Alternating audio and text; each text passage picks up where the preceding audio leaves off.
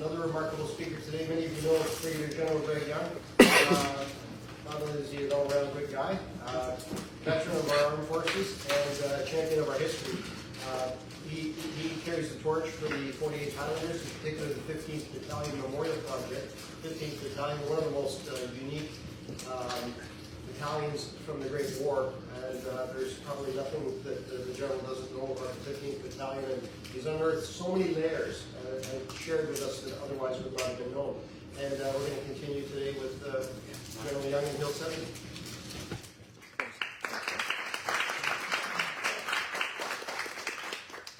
So having said that, you probably wonder why this slide's up here, because it's a hill, but it's the wrong one.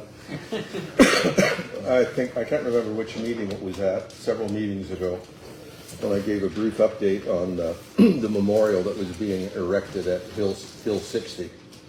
Since that meeting, and I'm not going to go over all those points again, since that meeting, the memorial has been erected at Hill 60. It was unveiled and dedicated in May of last year.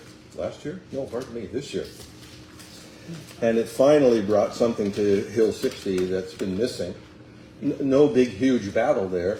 Hill 60 is probably the classic case of where it was daily trench warfare, trench wastage throughout the whole of the war, certainly as far as the Canadians were concerned. Many units other than the 15th rotated in and out of this place on a regular basis when they were there in late 1915 and 1916. So, having said that, there's nothing at Hill 60, or there wasn't, to acknowledge the Canadian presence there. So we put in a memorial to the 15th Battalion, who spent quite a bit of time here, and at the same time told the story of the broader Canadian contribution, especially one that doesn't get talked about too much, and that's the Canadian tunneling units that worked there at Hill 60 as well. So for those of you, and I apologize, that there may be folks here who are familiar with the ground, and maybe folks who aren't. So I apologize if you're looking at something that doesn't make any sense to you. I'm not going to spend a lot of time on it. But that's the area today. And if you've been there, you know, the locations, you know, the Sanctuary Wood National Memorial, Mount Sorel itself, Hill 60, Larchwood Cemetery, Observatory Ridge, which is where there's another 15th Battalion Memorial. That's what the ground looks like today. And it really hasn't changed very much at all since the Great War. So it's one of those battlefields where you basically can stand there, and other than the fact that there's, you know, replaced buildings and the trees are all back, the ground is really easy to read and understand. So, you know, there is a close-up of the same area. If you've been there, there's Hill 60 proper, the Caterpillar, which is on the other side. A lot of people don't know, or maybe they've forgotten, that Hill 60 and the Caterpillar, they're completely man-made hills, if you want to call them that. They were created out of the spoil when before the war, the Belgians dug that railway, and all the spoil went over on the other side. It's not much of a hill, but as you heard earlier this morning, you don't have to have, on a World War I battlefield where most of the geographical and you know, man-made features are gone, you don't have to have much elevation to be able to look down on somebody. So this was a nasty, nasty place because the Germans on top of Hill 60 could look straight down into the trenches, which those red lines are outlining. The red line that goes diagonal, that was a communication trench, goes way back to the top left to supply dumps and burial sites. It was a communications trench. The one that goes across it is a T. That's only one section of the forward trench line that kind of more or less parallels that road. The only reason I put those on there is those were the trench positions that the 15th occupied on the day that their colonel was killed there. Sniping was, because of the elevation, sniping was notorious here. Lots of people knocked off by German snipers. If you've been there, you've got, you know, they revamped this whole site a number of years ago.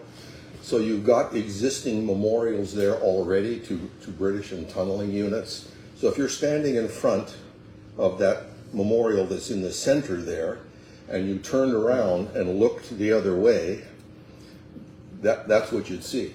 that open field owned by the city of Ypres, the towers from Ypres itself, the cathedral and the cloth hall are just barely visible in the tree line at the back, but that's what you'd be looking at. And if you look from left to right in the field on the other side of the road, you can see blue iron grating around about 3 trees. Oh, yes. Here, here, and here. If you connected the lines between them, that's the front line as it was in 1916. And that communication trench ran back this way. Where they intersected, somewhere in this vicinity, the colonel was shot in the head, trying to go from here to the other side of the railway cutting where there was a gap in the trench line. And when he went into the gap in the trench line, some German, probably with his rifle already bedded in, bingo, gone. I used this slide to show you where it was supposed to go, and it basically goes there, only a little further back, and that's the memorial. So somebody I was talking to at lunch said they had recently been at Hill 60, and this is it. All the memorials basically have a memorial component, which is the brass plaque, and then there's an instructional component, if you want to call it that, or an educational component, which is a display panel here, maps, photographs, more narrative, and URO code that if you click onto it, it takes you to the memorial site and you can learn a heck of a lot more. So that was dedicated in May. Nothing really important about this, but if you stand where the memorial is and look to the center of the screen, that's Hill 60 back there, for those of you that have been there. For the first time, the regiment sent over a whole pile of guys. All these guys are former commanding officers, project team members, the Padre. That's the project team that worked on this particular one. The regiment sent over some serving soldiers, which was a nice touch, except for the colonel whose luggage got lost, and he's a guy in his traveling clothes. That couldn't happen to a better guy. And then we took the serving soldiers on a 5-day crash tour of the Western Front. They were at the Menin Gate. The piper they brought with them played the lament that particular day. And then we took them all over Belgium and France in a sort of whirlwind tour of all of the 15th Battalion memorial sites and some of the more prominent Canadian ones. So all of that to say the memorial's in place. That's just to close the loop from the last time I was here. I think I probably told you that we basically decided we wouldn't put up any more memorials. So no sooner did we get home, and we found out that that windmill, if you've been there, a Belgian artist who does carvings out of World War I exhumed railway ties, purchased the 2 mill buildings next to Death Mill, which is where we wanted to put our first memorial, but the Belgians wouldn't let us because the mill is a regional historical site, so we had to go down the road a little bit. Well, it looks like, because this guy now owns the site, we're probably going to be putting one up right here. Brooding Soldier is here, 15th Battalion Memorial is here. Right. So maybe I'll have something on that at a future meeting. That's the mill rebuilt after the war. That's the mill during the war. That's the mill today with a couple indicators of where we have memorials put up, where the Canadian one is. But we're hoping to have a display panel memorial right about here. That's the guy who owns the place. Why he's flying a Canadian flag, I have no idea. I think maybe this photograph was taken at the 100th anniversary of the St. Julian Brooding Soldier Memorial, which happened in April. April? No, I think it was late May or June of this year. And I think he was trying to attract folks, but nevertheless, that's the place. So where that flag is probably where we want to put ours. Display panels, something like this, which are at the 15th Battalion Memorial down near Vimy. So, Hill 70. I have to apologize because what I'm going to do is exactly the opposite of what you heard this morning. So folks who might be interested in seeing the graphic novel approach and how that works, I'm sure would be bored out of their minds by what they're probably going to see here. This relies on talking to an audience that knows anywhere from a great deal about this subject to somewhere down the scale from there. But they have a already developed interest in the Great War, Canadian participation, etc. So to us folks, or folks like us, this approach, I hope, probably works. But it's definitely not targeted towards the kinds of people that might find your graphic novel, because it relies on real pictures from the time or from the ground as it exists today. So I'm not talking about the whole of the Battle of Hill 70 here. I'm zeroing in on one battalion's experience at that battle. I would say it's probably safe to say that depending upon which part of the ground a unit or an individual might have been on during a battle, everybody sees the same engagement differently based on what's in front of them. But having said that, I think the experience of any battalion that was at Hill 70, or probably any of the other places, is to a large degree, I wouldn't say identical, but very similar. The preparation for the battle would be basically the same. The engagement might change a little bit depending upon where you were on the battlefield, and then the after action is basically the same. So what I'm talking about for the 15th would probably be the experience by any other Canadian battalion that was there. And to the 15th Battalion, certainly in their history and in the regimental lore, 15th was basically a first-line assault battalion at every single battle of the Great War, with the exception of Passchendaele, where they were fortunately in divisional reserve, although they sent a lot of guys forward as stretcher bearers and ammunition and wiring parties and that sort of thing, lost a lot of men. But they were a first-line assault battalion for the entire war. And to them, if you read the regimental history, I mean, they were at Vimy, they were at the gas attack, they were at Canal du Nord, they were at Hendecourt.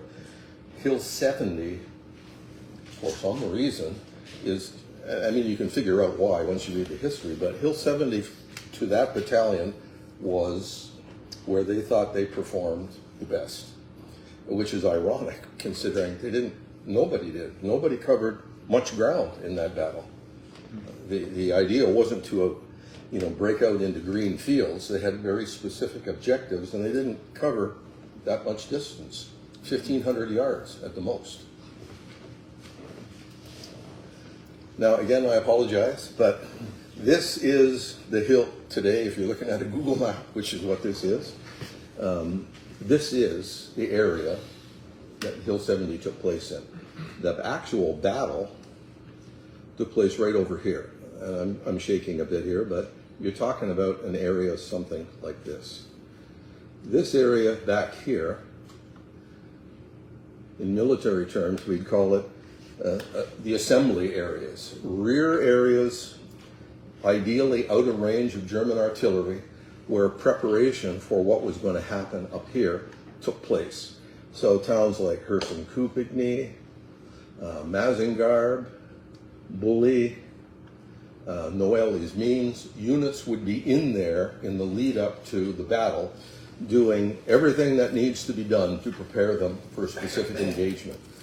And again, I'm not an expert like the professor, but the preparation for Hill 70 was based an awful lot on the lessons that were learned from the preparation only a few months before at Vimy Ridge.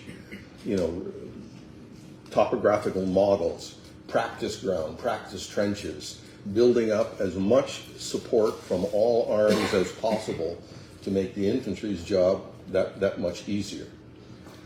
In the case of the, just go forward here. I mean, that's the same thing, looking at the ground.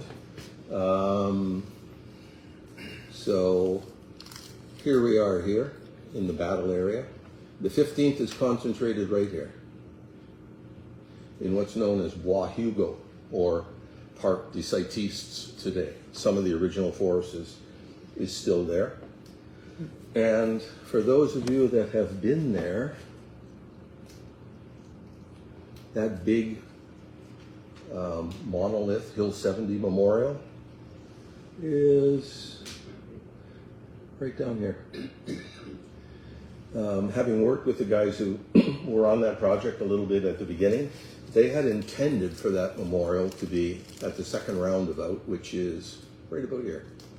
Couldn't get permission for the ground, so they got permission for a site back here, which is close to, excuse me, British Lewes Cemetery, which, to link into something the professor was talking about, if you haven't already heard, you've probably seen it online, British Lewes Second Cemetery right now, they are building a massive extension onto it in preparation for what they anticipate to be several hundreds of bodies that are going to be exhumed, and some have already started. The group in Ottawa, the forensic folks, have already increased their staff. I don't know, by one, that would be an increase, but they've increased their staff because they can see what's coming. And so much like that Australian cemetery down near Fromell, where they built a brand new one for all those guys that were exhumed out of that mass grave, there's going to be basically a new cemetery bolted on to the existing one down at British Lewes. What's the Now, this is spaghetti, pardon me? What's the distance in like kilometers, meters between where the current Okay, I'll tell you now.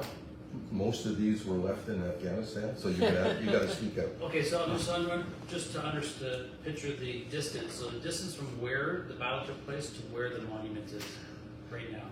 Is it like kilometer, 2 kilometers? Do we know what that how far it is? I wish there was a scale on there, but you're to go from here to the Hill 70 Memorial, which is down here. Looks like That's about a half-hour drive. Okay.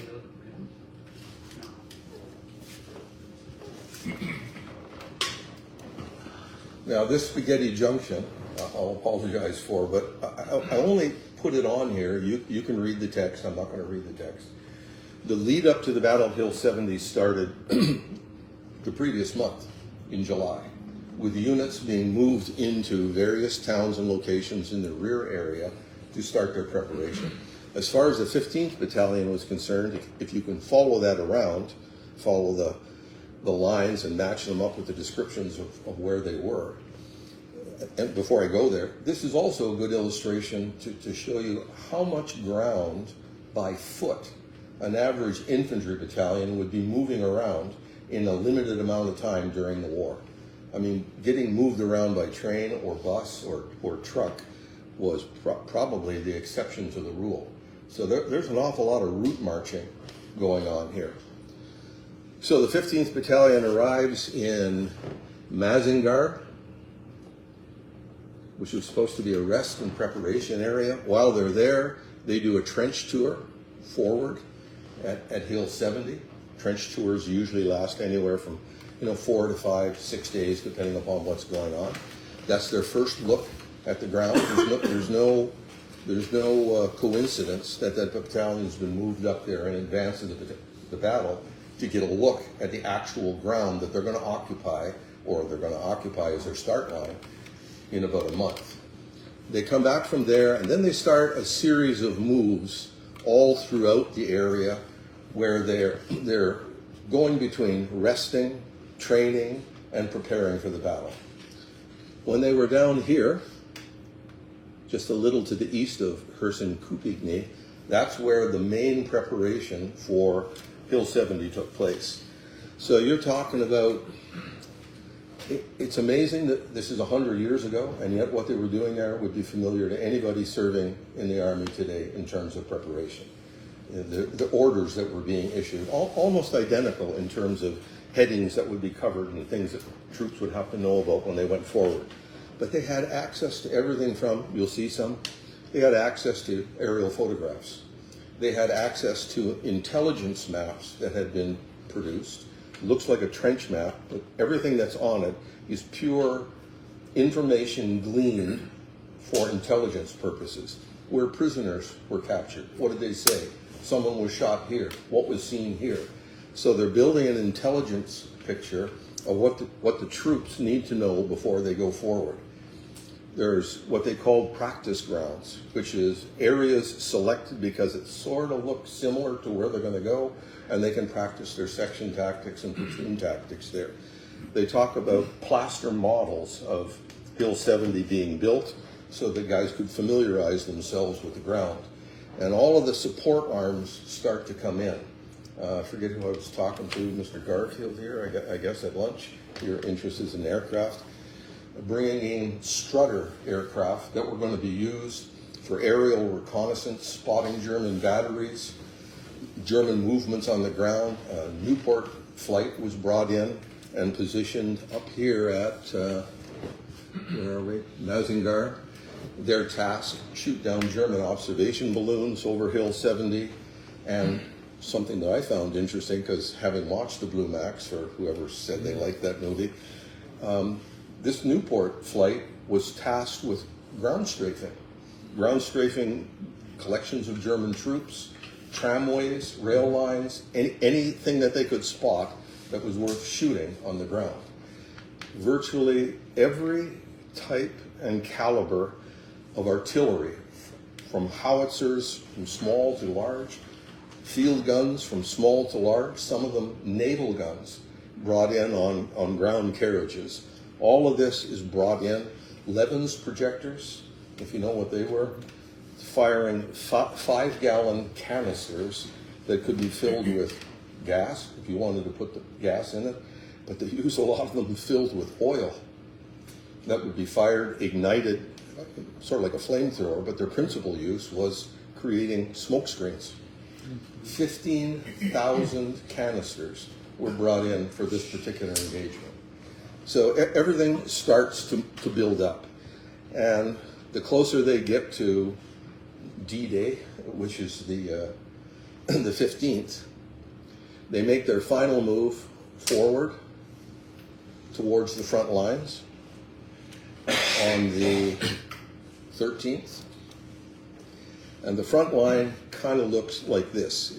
Where that line ended is where we are right here. They moved into their trench positions using Chalk Alley and Hugo Lane here.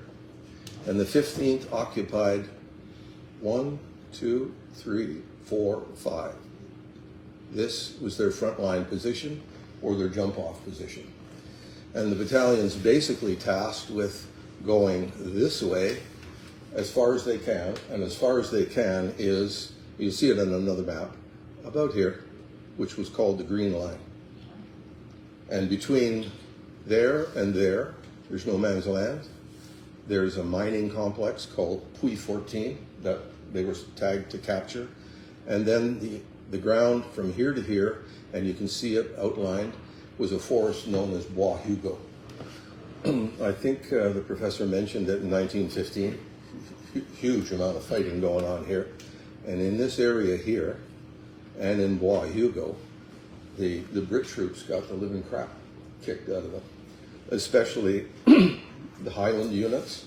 And that area here was nicknamed the graveyard of the clans. So there's been a lot of fighting here. I think the Queen's brother was killed. Sorry? Fergus Bowes Lyon was killed. Queen Maude's brother. Maybe so. The only guy I know of particular note by name was Kipling's kid, who was killed here. I'll bring, in 1915, I'll bring that up in a minute, because there's a connection between him and a 15th Battalion officer who went missing in action at Hill 70, and their graves, or what they were trying to determine as their graves after the war. And it's a bit of a anybody know Richard Lawton from, who unfortunately passed away, but he had a lot to do with the back and forth on, is that really Kipling's kid? You know, that, anyway. I only put this up here because information crops up all the time. This was found in 2012. It's a trace that you would put over top of a map that doesn't have military markings on it. This trace was found at the University of Toronto in 2012 at the C.E. MacDonald Library in the University of Toronto. C.E. MacDonald, during the war, was a captain who was a medical officer of the 3rd Battalion. And I guess he folded this thing up and stuck it in one of his medical books and been sitting in the library until 2012 when it was discovered. I think Jonathan Vance, I guess he's a professor too down Western. at Western. He and a couple other fellows who, unfortunately, I don't remember their name, they wrote an article on all of this. The only reason I put it up here is because it's nice every now and then to run into something you haven't seen before, and it kind of corroborates everything that you'd already been looking at. So here's Chalk Alley. The 15th would have come in this way, and there's basically their front line. There's the German front line. There's the Puy, the mine head, and there's Bois Hugo. I'm sure folks have seen this before, one of Nicholson's maps. I'm not going to spend a lot of time on it. So you're looking at what, somewhere around a 4,000 meter front. Penetrations are not all that deep, and we're concentrating right here. That's the 15th Battalion. In that 15th Battalion lore I was telling you about, one of the reasons why they like to think this was a big deal for them, which it was, I don't mean to belittle it, is because they were on the extreme left flank of the Canadian Corps. The British division, occupying the ground from their upward, they didn't advance during the attack on Hill 70. Now that may seem like, so what? The so what is, when the 15th went forward and eventually ended up at the Green Line, their whole left flank, that's territory occupied by the Germans. So not only do they have to worry about cleaning out everybody that's in front of them, then defending the line that they've taken, they have to worry about being flanked on the left by Germans still occupying their positions on the left side. That for guys who had survived Second Ypres in the 15th Battalion, that brings up a number of unpleasant memories about what happens when somebody gets around one of your flanks. And it's not just the flank, it's that you could go into the rear. There'd be nobody in front of you. And I'll talk about it a little later on. During the multiple counterattacks against Canadian positions, one of those counterattacks went right through here, all the way back to 15th Battalion's headquarters. You'll see where it was in a second, and almost captured the battalion headquarters. Thank God a private came out and put an end to that, but nevertheless, so this was a dangerous position.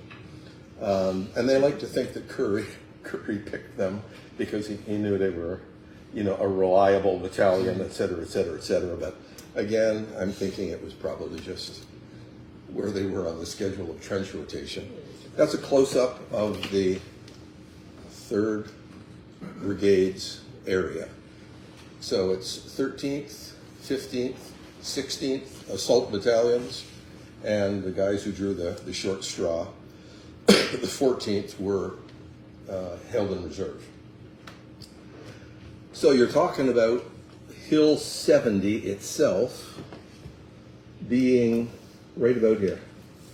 The 7th and the 10th battalions, the 10th battalion and the 7th cleaning out the Hill 70 feature itself, and the guys to the north, all of this flanking territory, and the 15th getting the built-up area around the Puy and the forest. So what you're looking at there is basically a 2-brigade frontage from the 1st Division.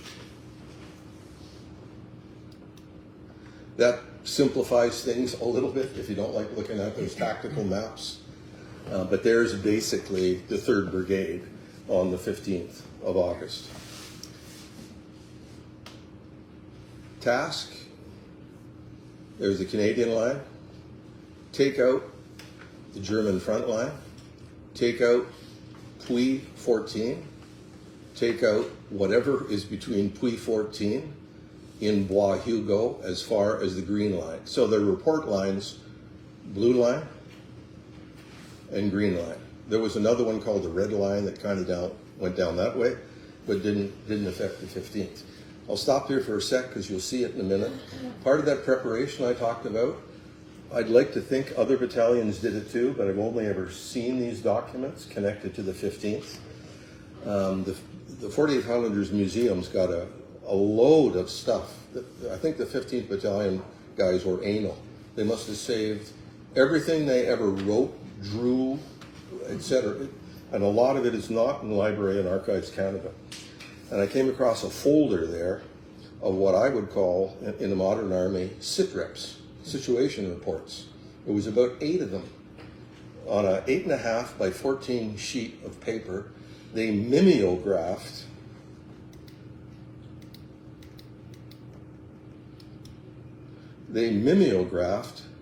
their section of the trench map.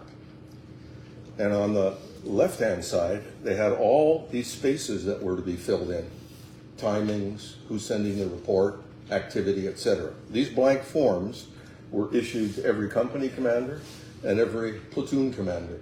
And as they went forward, wherever they were at points in time, they were to fill out what was happening there, casualties, had they secured the ground, what had they seen, their situation, and this stuff went back by runner to an advanced battalion headquarters, where the intelligence officer was, who followed the pace of the assault and then relayed that information by runner back to the battalion headquarters, which was right here in Meath Trench.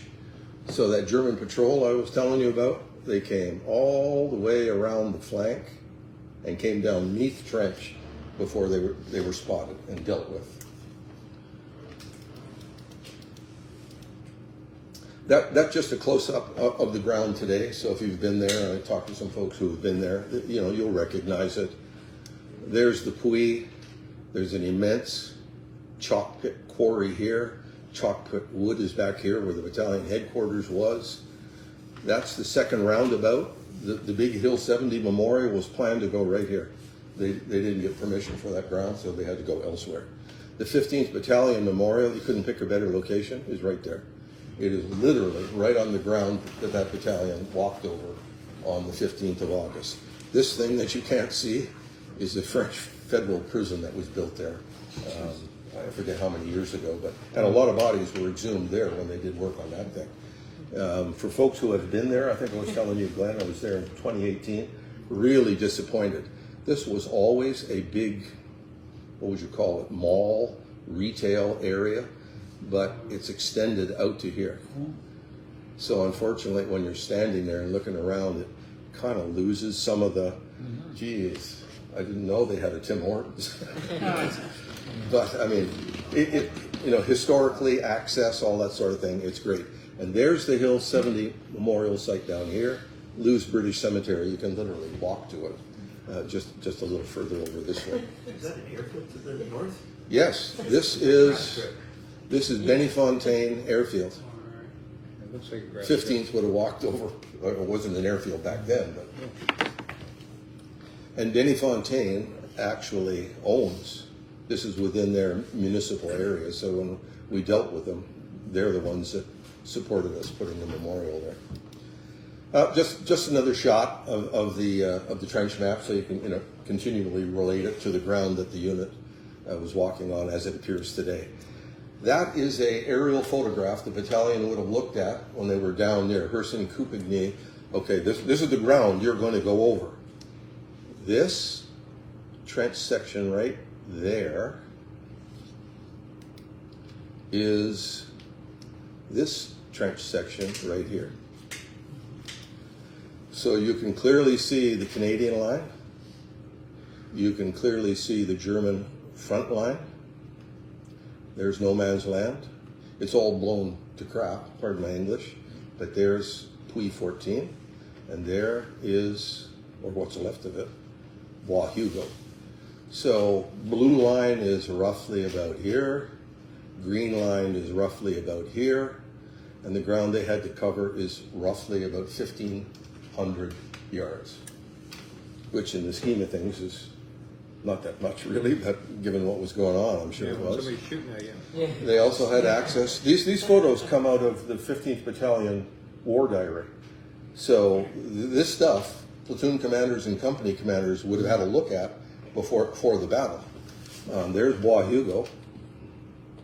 These are all German trenches. And if you go back this way, you're going towards crossing no man's land, Canadian trenches. So it helps an awful lot. I mean, once you're down on the ground and you're only looking at what's immediately around you, you know, I guess the picture changes a bit, but it gives everybody a sense of where you're going and what the ground is like that you're being expected to go over, and where there are, you know, whether it's a machine gun post or a trench system, etc. So a lot of preparation ahead of time.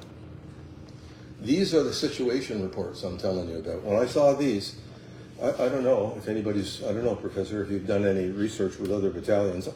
I just find it's not believable that the 15th was the only battalion who did this. But, you know, there they are. They're mimeoed sections of the trench map. And this one's been filled in. Actually, I think, yeah, you mentioned his name, Professor. There he is. That's Gervin, Major Gervin. Started the war as Private Gervin. Ended the war as Lieutenant Colonel Gervin. He was commanding number 1 company. And when he sent this report back, he was at the blue line.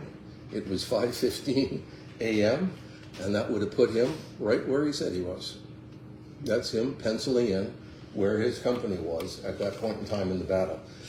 And this is the, you know, short of using pigeons or whatever, I mean, this of course would all be done by, you know, small range tactical radios, instantly transmitted, but this is really cool.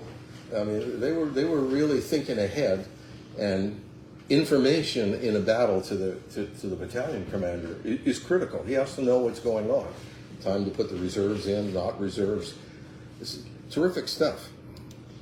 Was that a new feature under Curry's? I'd like to say I know. Administration. No, I'm just sort of wondering, because this seems like pretty high-tech stuff. Yeah, it is. Yeah. And I'd like to say I know. Yes, General Curry instituted this, Yeah. but I don't know. But Okay. Somebody did. Right. It's the kind of thing that I don't think. Not to belittle, you know, what's going on at battalion level. I think this process was probably imposed from higher. Mm-hmm. Certainly it developed it as what we would call SOP, Standard Operating Procedure. Look, you're going into battle. Here's the situation reports. Your guys fill these things as they go forward. This is an intelligence map. I found this at the 48th too. It looks like it was printed yesterday. All folded up in a folder. Looked like it just came off the press. It's from a little after Hill 70, but they have ones just like it from prior to Hill 70. And this is to zoom in.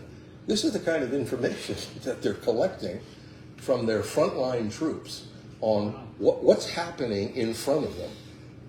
What units are there? What units are projected to move into those areas? What did you take prisoners? Yeah, this one here got a statement from a prisoner.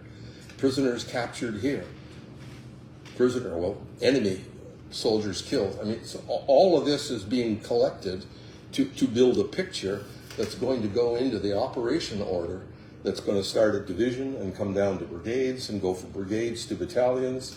And then, of course, in the case of individual battalions, they'll siphon off from that the information that pertains particularly to their area of responsibility.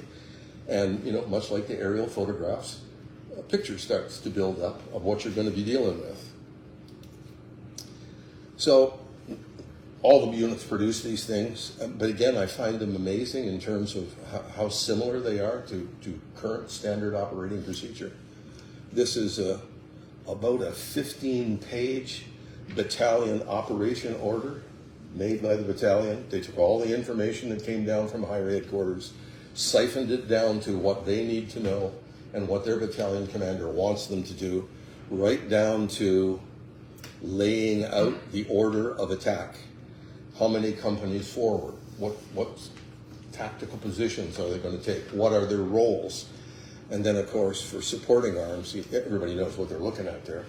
That's a barrage map, a creeping barrage map for H-hour on. intervals between those lines at about 100 yards. And at any given point in time, so I've read, as the barrage moved forward, the artillery at any given point in time was covering 25% of the ground in front of them, which is pretty scary. And what did they call it, Professor? I mean, creeping barrage is not new, but I think you can correct me, but I think they picked it up from the Australians. There was what they called leaning in. So that, you know, the barrage is out in front of you and you're advancing towards it, but I think they found that the barrage, after it went over top of the German trenches, there was a gap in time before the infantry caught up to that same position, which gave the Germans time to come up out of their holes, and then you had to deal with them. So leaning forward meant that the assault line got very close, what they call today danger close, meaning you could get killed by your own artillery shells. But they by leaning forward, as the shells go over top the enemy position, by the time they come up, the first thing they're looking at, hopefully, is your infantry on top of them. All amazing stuff. But it brings up other questions like the amount of artillery ammunition you need to sustain something like this. And all of that's got to be brought into position in those assembly areas before the battle. And hopefully the Germans don't detect massive movements of men and equipment so that they can move their troops and reinforcements into position because they know something's happening. And just before your question, the Germans did know, they did get advance warning that this was happening. But they started moving their reinforcements in at 3 a.m., which was about two hours and some before H hour. So no chance to do a whole hell of a lot. But they did, you couldn't move that amount of equipment around, even being very careful, without somebody picking up something, either from an aircraft or a captured prisoner or, you know, binoculars. It's just too much stuff moving around. Sorry. Okay, I got a different question, but it's a good question. Like today in Ukraine, did they do this? Like if those are the Russians there and these are the Ukraine, like they're always screaming about needing more munitions and all that. I mean, I don't think, again, I'm not the world's living military historian, but even in World War II, creeping barrages, barrages on an objective before you assault it, of course, and that still goes on to the present day, and I'm sure it's going on in the Ukraine. But this kind of stuff, I don't think so. Probably not, because they didn't have static trenches. It was a lot more Oh, dynamic yeah, through the for Second sure. War, and probably also. And with the accuracy that you have with field pieces today, you know, exaggerating for effect, you know, those 155 howitzers that we gave the Ukraine, you can basically put a 155 howitzer shell in somebody's back pocket, or close enough to them that it's going to do exactly what you want it to do. So this kind of stuff, which pulverizes an area of ground just by mass moving forward, nobody would be doing that stuff today. You couldn't sustain it, and I'm not sure it would be all that effective. As opposed to, well, look at the Israelis in Gaza. I mean, now mind you, they're using aircraft, but they're using howitzer shells too. Okay, 6 buildings, we want that one, and that's the one that goes. Anyway, this is all part of the build-up too. I ran into a term that I hadn't seen before. The artillery during the build-up period was required to do what they call preferred. Let me check my notes. Predicted fire only, which meaning that the batteries in the lead-up were not allowed to fire ranging rounds. Right, so 1 over, 1 under, split the difference. Because as soon as you start ranging on targets, somebody knows something's going on. So predicted fire is based on when you fire, you're firing at a specific target that's already been identified, either by ground recce or flashbang, sound ranging, aerial reconnaissance. That's the target, and they will fire no ranging rounds on it. When they open up, they're firing for effect. This is all part of the deception plan. Which brings me back to something that I should have said right at the beginning. What the heck was the whole purpose of Hill 70? What was that battle all about? Professor talked a bit about it. One, as a diversion to the British operations going on in Flanders for Passchendaele. Two, to prevent the Germans from taking units from this area and shifting them up into Flanders against the British. Three, not so much to capture Lens, but to make Lens, which the Germans held, untenable. In other words, forcing them to get out of there without you actually having to go in and kick them out, because it's a built-up area. And how were they going to do that? By capturing ground that they knew the Germans put a lot of value on, which was Hill 70, for the fact that it's an observation post, the elevation. You get guys up there, you can pinpoint targets down in Lens. That's what this was. Oh, and the fourth one or the fifth one, I forget the total. Pure attrition. To attrit German forces. We're in 1917. A lot of these battles are, we're going to wear them now, which is kind of interesting considering the final end result. When I started, reviewing notes, nobody's really sure how many casualties the Germans took. It goes all the way from 10,000 to 25,000. But the Canadians were in the 10,000 range. So if you even split the difference, say the Germans were somewhere around, 13 or 14, that's kind of like the song. Like who's kind of getting attrited here? You're attriting them, but you're attriting yourself too. So you can get into the whole discussion about, was this thing like really necessary? Because in the end, the Germans held on to Lens. They just gave up Hill 70 altogether, but they held on to Lens.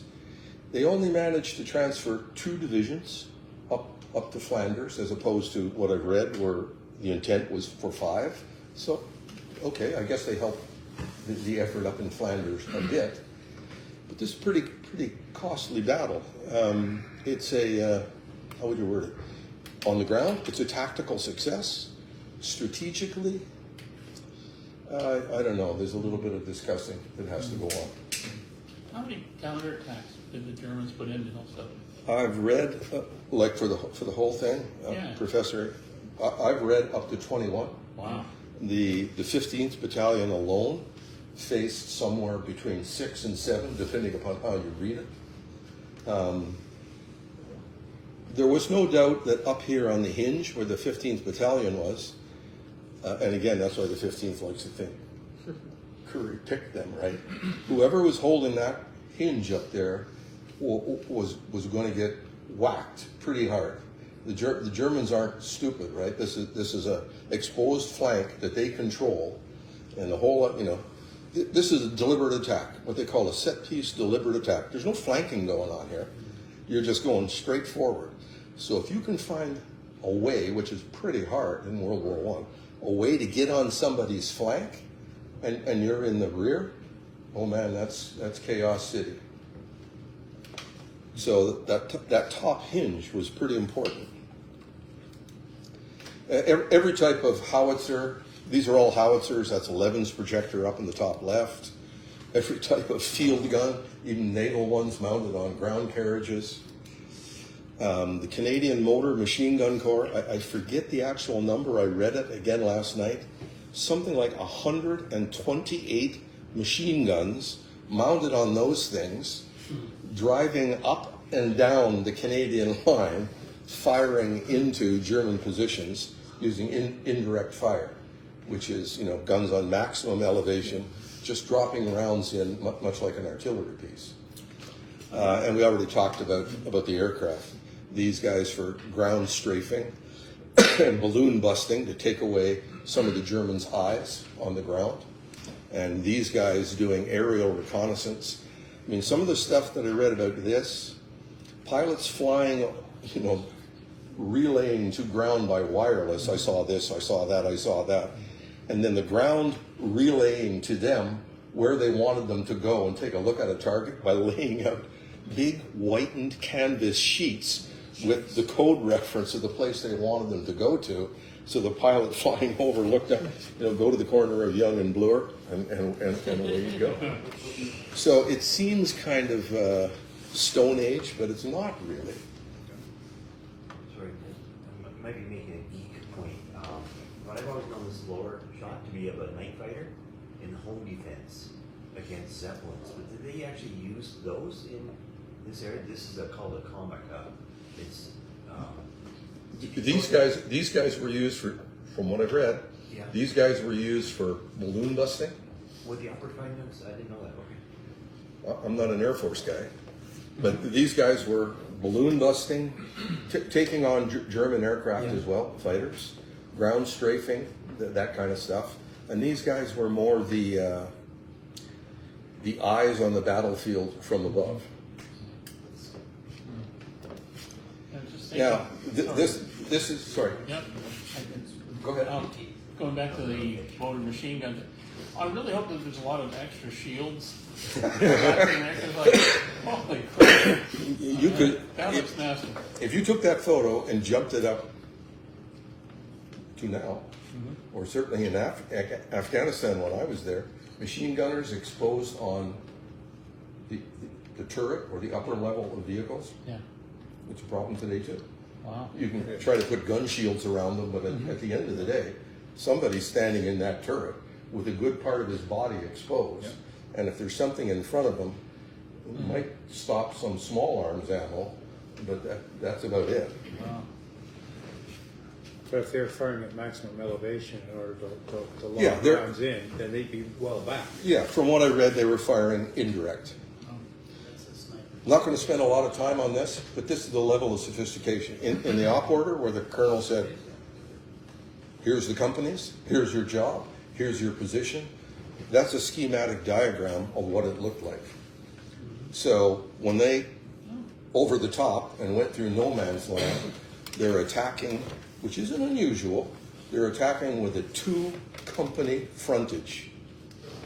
Number 3 company and number 1 company.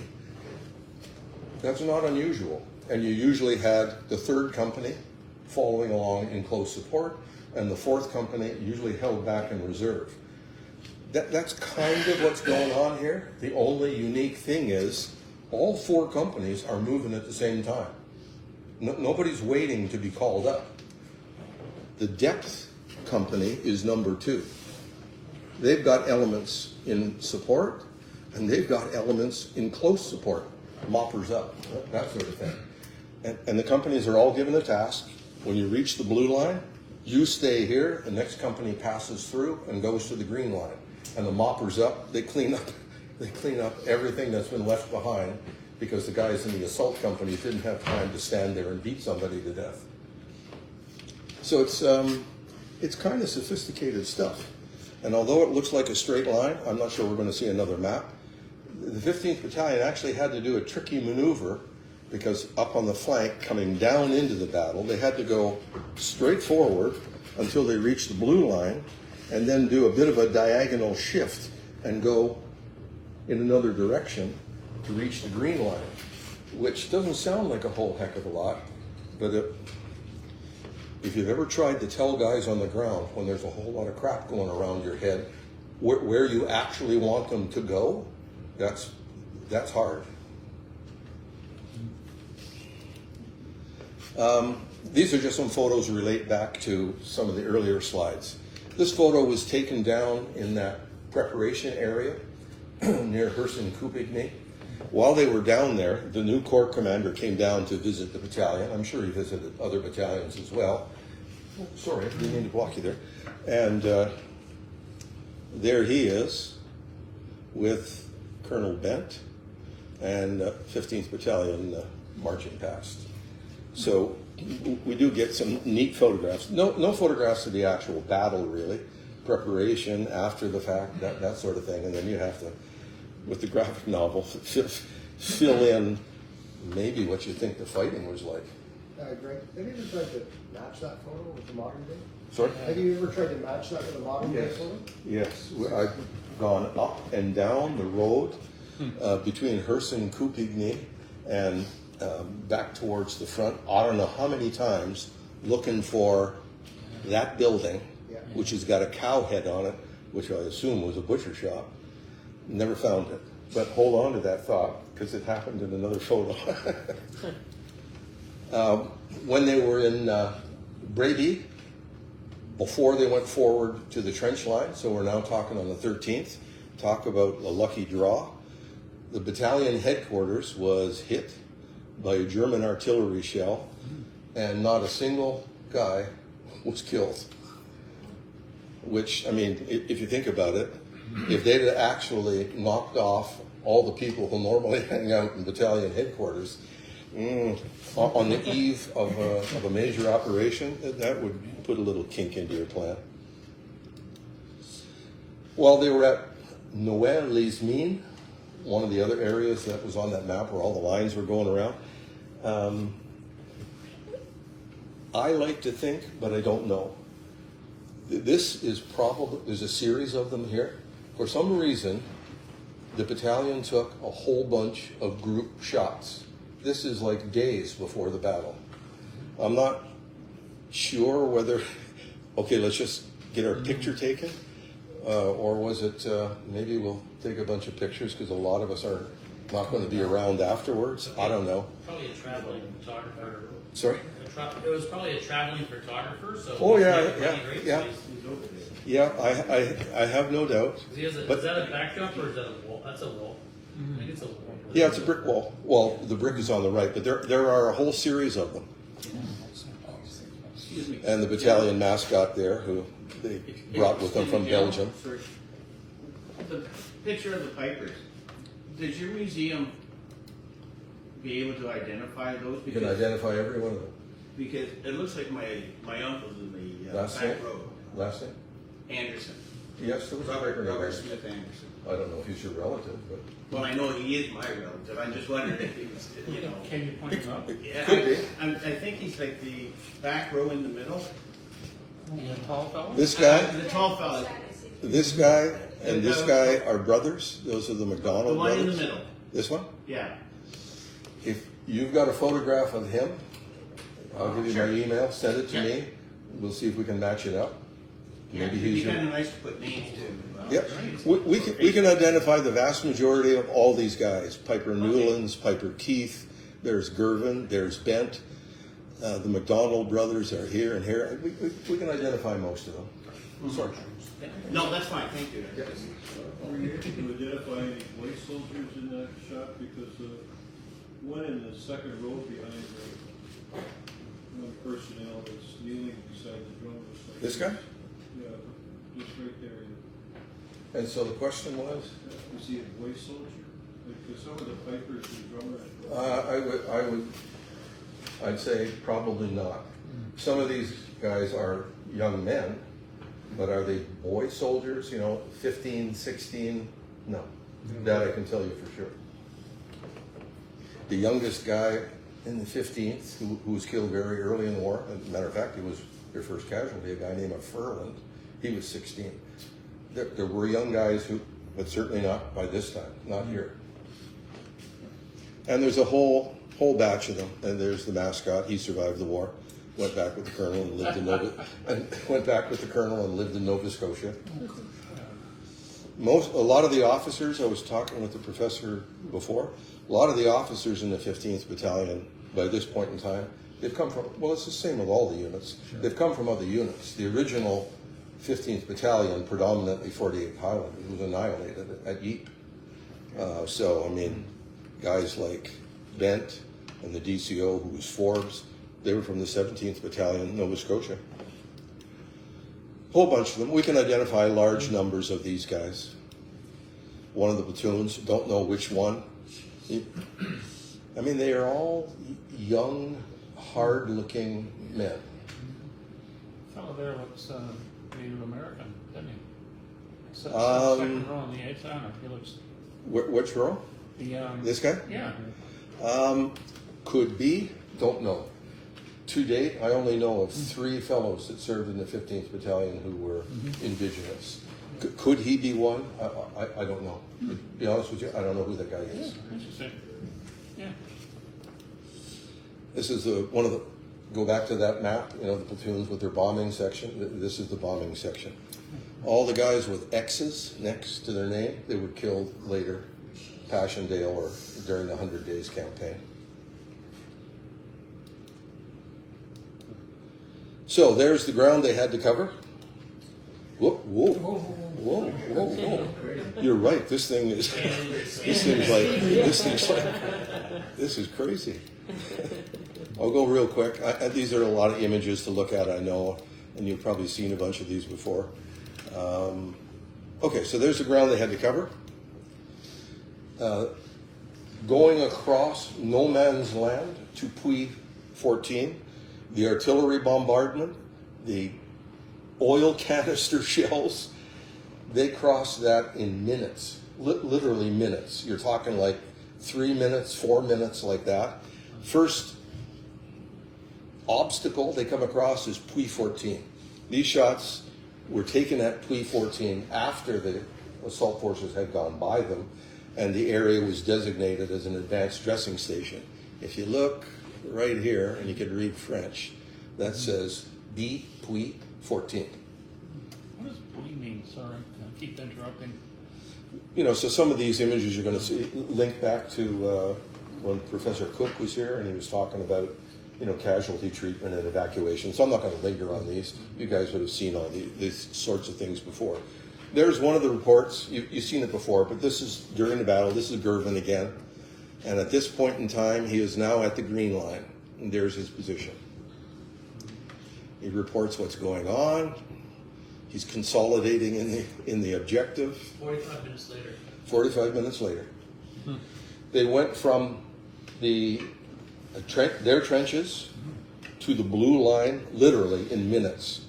The plan called for them, because you can't predict what's going to happen to you. Yes, it happened in 4 or 5 minutes, but it could have happened in 45 minutes or an hour or whatever. So the plan was, once you get out of your trenches and you reach the blue line, the assaulting forces will stop on the blue line for 41 minutes. This is all tied into the barrage plan. And like you said, why 41? Why didn't they pick 42? It's tied into the barrage plan. So no matter what the hell is going on, you made good time, we want to keep going. Nope. You stop at the blue line, you wait 41 minutes, and the barrage commences again, and the next company passes through. So what were the Germans doing at this point? Like, they Pardon ran me? through so fast. I mean, I would thought there would be Germans. There's basically, reading everything on the 15th Battalion, between their line and the blue line, they didn't run into a whole heck of a lot of stiff opposition. The frontline German trenches were obliterated. Puy 14, which they anticipated being a strong point, because if you go back to that intelligence map, it's marked as a machine gun position. It was abandoned. There was nobody there. They didn't start running into real opposition until they got to the blue line, and most of that opposition was Germans starting artillery fire into the advancing troops. The real fight, I mean, it's all a real fight. The real close, sometimes hand-to-hand, is here at the green line. Repelling counterattacks, taking that trench line in the first place. So bad there that the battalion could not get their dead out. They got one guy's body out. He was a lieutenant who'd risen from the ranks. He was in a second Yves. He was a popular guy. He was killed there, and his men made sure they got his body out. But they left a lot of guys here. Other than second Yves and maybe the Somme, the casualties the 15th had, this was high in terms of missing in action. In other words, guys' bodies, they had to leave there because when they got relieved, I mean, they're getting relieved under fire. So they don't have time, as they're going out, to stop and pick up their dead guys. They left them there, which, put that in your brain, and you'll see something in a slide in a minute here. This is one of those sit reps that got, after the battle, put into the unit's after action report, showing here's where we ended up on the green line. You notice the hook, and you see these numbers? They had to establish 4 strong point, machine gun manned strong points, because the ground there was so obliterated, there kind of isn't like a nice solid trench line anymore. There's remains of trenches, there's craters, and so they created strong points to defend the area. And the counterattacks came from Bois Hugo against the green line, except for that one counterattack that went all the way around and tried to get battalion headquarters back here. These are just shots. None of them, as far as I know, are from the Bois Hugo area. They're, you know, shots of captured German trenches and whatnot from positions on the Hill 70 battlefield somewhere. But when you look at them, some of the letters and reports that I've read 15th Battalion produced from when they went forward to look at the ground on that trench tour, they were not shocked, but they commented on how desolate the ground looked. No trees, nothing, been pummeled over, that it was a pretty nasty looking place. And when you look at these photographs, I mean, a lot of the battlefields are nasty looking places, but because there are a lot of chalk fields here, they're kind of like white looking ground, nasty looking places. I'm sure you've seen some of these photos before. That's what the label on this photograph said. Is it whoops? Was it really a shot? I don't know. But the counterattacks against the 15th, once they got to the green line, started at about, they were on their objectives a little after 6 o'clock. The attack started at 4:30. So that's covering ground, wait time, capture the green line, fight the hell with who's ever in there, consolidate. Counterattack started at 9 a.m. Artillery fire was happening almost immediately, but actual counterattacks, mainly coming from German forces assembling in Bois Hugo in the wood and then going forward, started at 9 a.m., went through most of the day until about 9 that night when there was a final one. Then things kind of quieted down in terms of counterattacks, and it was just artillery fire. And it was artillery fire through the night until they were relieved the next morning by the 2nd Battalion. So it reminds me in some respects pictures of the Somme. I mean, it's kind of desolate, flat, you know, shelled to hell ground. Mm-hmm. So all this would be like white chalk. Yeah, there's a lot of chalk there. Land.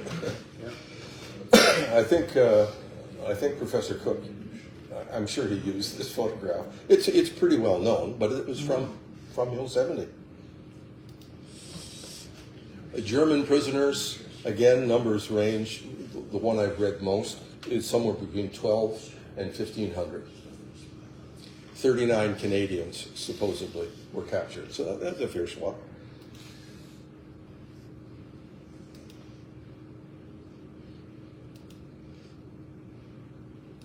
And this kind of all reinforces what Professor Cook talked about, you know, last time around.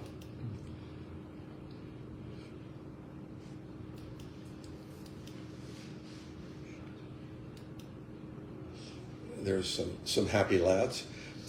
Where that photograph was taken, I don't know, but judging by it's certainly after the battle, ain't nobody sitting around like that. But judging by the ground behind them, it may not be, it's certainly not in the front lines, but it's not back in the rest areas either. So it might be back in the original jump-off positions or slightly behind it, but there's some happy guys there. So on the 15th, certainly troops of the 3rd Brigade, the 16th, the troops of the 3rd Brigade are being relieved, and the move back into the area which they had come from starts. That's the route that the 15th Battalion took, which isn't identical to all the squiggly lines you saw at the beginning, but it's pretty close. They're going from the battle area straight cross country to locations that were familiar to them, and they ended up back here where they went into rest, and then they moved out of the area altogether. The 15th was only, in Canadian units, the 15th was only at Hill 70 here in August, and then again later in the new year, I forget whether it was January and February. So the Canadians weren't in this area all that long in the scheme of things. The only reason I mention that to you is we're working on some identification of 2 missing 15th Battalion officers, and it's real important when you're arguing with the CWGC about, okay, so how can you prove those are your guys? Well, they were only here from this time period. You know, you get into that whole thing, which you'll see in a sec. A whole whack of photos were taken near Herson Kupigny of 3rd Brigade units coming out of the line. Regimental history says there was film footage and still photos taken. We never, up until about 4 months ago, found the film footage. We asked Professor, you know Andrew Iorochi, I'm sure? Oh, yeah. Yeah, so we asked him, Andrew, you worked up at the War Museum. What happened to the film footage? Nobody seems to know. And then I'm fooling around on YouTube, looking at some World War I footage, and there's a documentary put together after the war about Vimy Ridge. And they obviously used film footage that wasn't from Vimy Ridge. It was all over the place. So I'm watching this thing, troops marching around, and all of a sudden, you can see some guys there. It says, troops moving into position for Battle of Vimy Ridge. And I'm looking at it, and these guys are wearing shorts. I said, no, nobody's wearing shorts in April in front. And then as more troops came by, it's these guys. It's the film footage of these still photos. So I should have incorporated it in here, but I didn't. It's amazing that there they are, all alive for about 5-6 minutes, all marching past the camera. But at any rate, there were a number of shots of them taken as they passed through Herson Kupigny. So you see this photograph, Glenn? Yeah.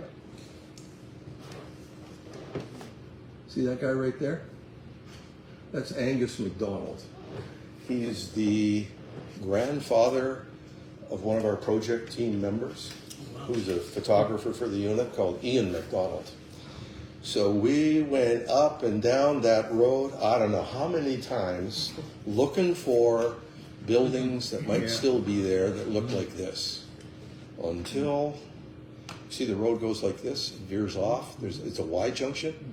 So we find the Y junction, we look to the left, and there's the bloody buildings. And that's as much as we could, stage manage it. That's Ian MacDonald standing where his Simon went up and down that road. I don't know how many times, couldn't find it. He's gonna get run down. Excuse me. And of course, they took photos of other units too. The 14th was in reserve with the 3rd Brigade at that battle. So there's lots of nice photos of these guys coming out. I mean, looking at them, these guys actually just came from that wicked fighting. They look pretty good shape. Yeah. And of course, their mascots and God knows what else. After the battle, I assume every battalion did it, but again, the anal 15th, they produced 2 huge reports assessing, well, the one on the left, note on operations. It takes the operation order they were given at the beginning, and then every one of the headings from that, they match it up with, okay, so did that actually happen? Did this happen the way they went through the whole thing? Today we would call that an after-action report. The one on the left was written personally by Colonel Bent. That's him, the battalion commander, sitting down, not in a pro forma format, just him sitting down saying, this is my assessment of what the hell happened here at Hill 70. And boy, they go over things in detail. There's no surprise about, at least through their eyes, what they thought they did, where they went, what happened, what happened well. If you could pick anything out of these reports, the kudos, aside from your own guys, the kudos went to the artillery because they were particularly good at smashing up those counterattacks before they hit the green line. So, I mean, there's the guy who commanded the unit, Colonel, whoops, not that guy, Colonel Dent.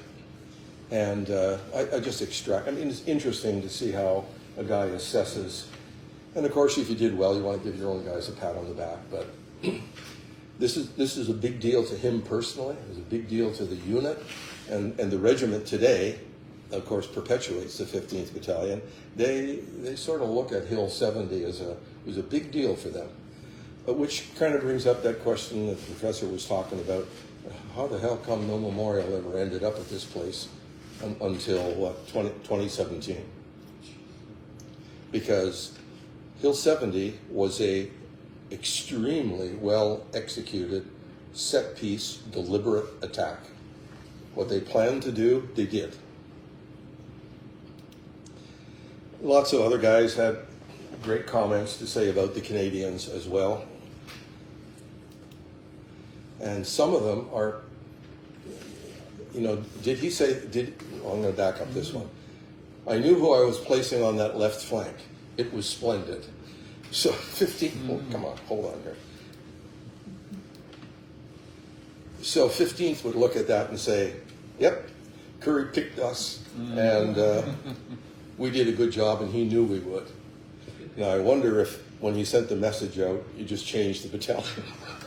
Not necessarily the left flank, but I don't mean to make joke of it, but the commanders were all extremely complimentary. You know, the further up you go in the chain, well, I'm going to back up here. The further up you go in the chain, the compliments go broad. You know, you guys in the Canadian Corps did a good job. When you get down to the division, you know, you guys in the brigades, and somebody might pick out a battalion and give them a compliment. It's all pretty standard stuff. This isn't. In 1919, Lord Baden-Powell was coming to England, and he happened to be traveling on the same ship that was bringing the 15th Battalion back to Canada. Apparently, he'd heard about the exploits of the 15th Battalion at Hill 70, and he wrote a poem, which he presented to the battalion when they were on board ship. Kind of cool. You know, lots of, and I'm sure the other battalions are all the same, but, you know, lots of awards. Not that necessarily lots of awards is an indicator of anything other than they're recognizing the individual bravery of people, but it sort of speaks to the intensity of the fighting. And while I'm on this one, where's the professor? This goes back to Second Heat. The one thing I've never been able to figure out about the 15th Battalion, this is a 1st Division unit. Every engagement of the entire war. Assault Battalion, except for Passchendaele. I mean, these guys were in the thick of it from 15 to 18. They don't have a Victoria Cross. They are the only infantry battalion in the Canadian Corps of the battalions that went to the front. They don't have a Victoria Cross. I've read, because the Anal Battalion kept them all, I've read all the award nominations that the battalion submitted for everything from MCs, not DSOs, but MCs and MMs and DCMs. I could take, give me that one, show me one written up for a guy for the VC from, I don't know, some other battalion. Put them alongside each other and say, how the hell did this guy not get that? I've heard everything in the 15th, 48th, a lot of mythology. General Curry had it in for the 15th Battalion because him and the other Curry were like, well, I don't know. It's just, it confounds that Is there any way that's that they could try and initiate something to get one of these guys that deserve it, you think? No, that's not. Nowadays, I mean, it's a long ways past, but, Yeah. you know, it still would mean so much to their family and to their survival. Again, I'm not a protocol, but I can tell you I know enough about DHH. Yeah. posthumous, no, nothing wrong with posthumous, like immediate posthumous. 30 years later, 40 years later, ain't happening. Nobody's going to go back and revisit whether that guy should have or shouldn't have. Matter of fact, I forget the young fellow's name. He just died Yeah. a few weeks ago, recently from Afghanistan, RCR. There was a push to get this guy a VC. Ain't happening. He didn't want it. I mean, not because he suicide, not because he's dead, but because they're not revisiting a decision that was made rightly or wrongly to not give him one. The Americans do it all the time. They've got guys getting medals of honor from World War II, from Vietnam, from Korea. I don't know, there's something about going back and... I'll say that. I'll let you go patch words.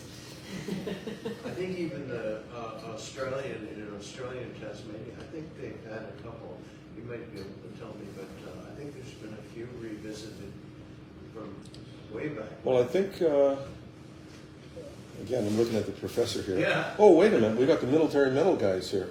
The Australians, that Victoria Cross is theirs.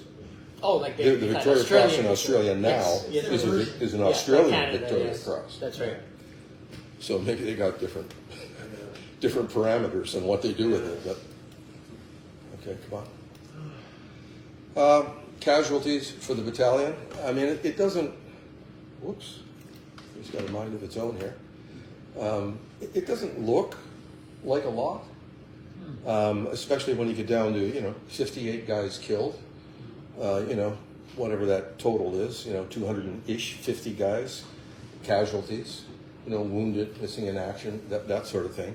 Do we know what? But you got to remember, pardon? Sorry, do we know what cemetery that is? Wondering. You do? No, do we know? Yes, I do. And if you're going to ask me which one it is, I can't tell you off the top of my head. But we know where that photograph was taken. The state wasn't concentrated or anything?